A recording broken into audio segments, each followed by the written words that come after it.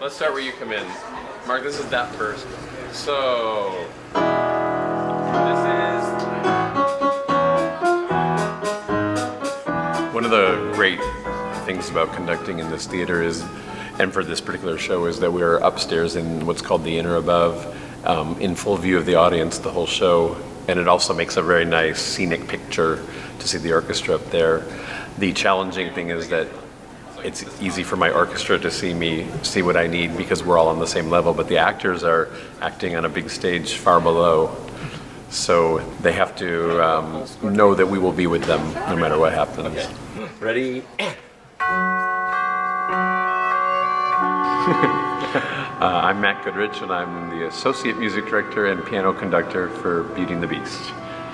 I'm Jay O'Connor Navarro, and I'm the Music Director and did new arrangements for Then you'll have a knock right away to get to. Oh! The original orchestration is made for 19 pieces, and then there's an alternate orchestration that Disney sends out for 11 pieces, and we have 8. So I was basically taking the 11-piece orchestration and paring it down to the 8 players that I have here. And you also had to kind of create a kind of movie style underscore for anything new that the director wanted to do, and in real time, and then run it over to the piano and try it out and right on the spot, and then change that to the orchestration. Right. So Eric and I, Eric the director, met with Tom Schumacher over at Disney in New York before we got here. And he gave us the blessing to kind of do what we wanted with music in order to serve Eric's vision. So we cut a lot of underscore in order to let the scenes be scenes and not be confined to the music that traditionally has gone underneath them.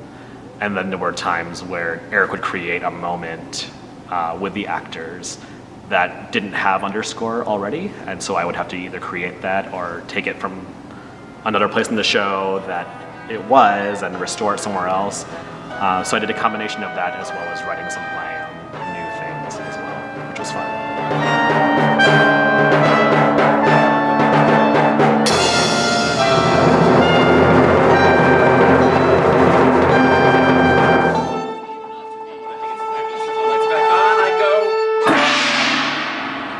The piano conductor book for this show is it's fun because I get to play as well as keep the rest of the orchestra together. So with the orchestra, it's a lot of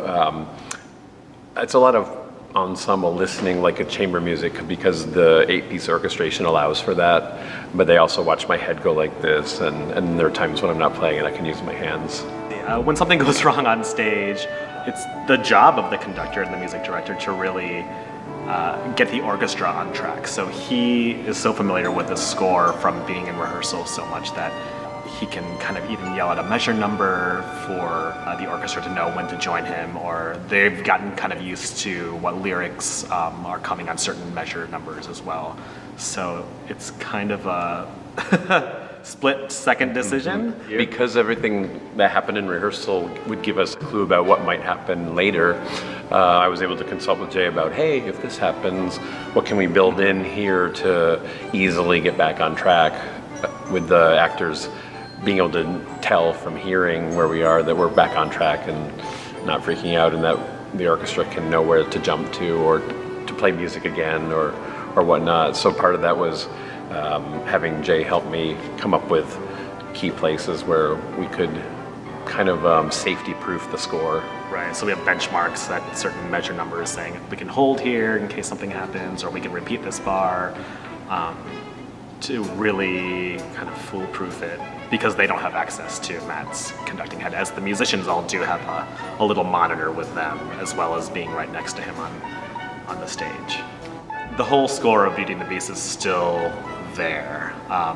In fact, the musical is always a little different from what the original movie was anyway, so there's always a few songs that are going to be new to the audience who are seeing the theatrical version of this versus the original cartoon. But all the main songs you want to be there are there. Be Our Guest, Beauty and the Beast, of course. It's just, a lot of the scenes are breathing a little bit more because there's not as much underscore, which they wouldn't have necessarily been familiar with to begin.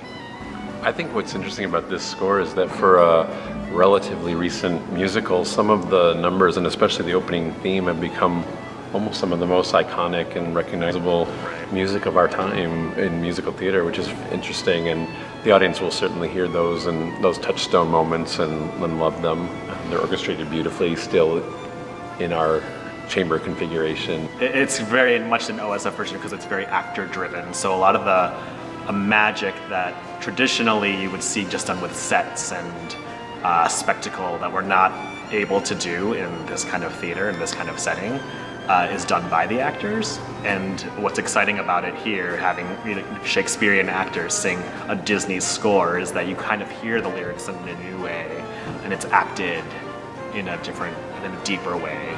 And I think we were able to access that through the cuts we made, the changes we made, to kind of bring out a deeper story in Beauty and the Beast than one would maybe expect from it.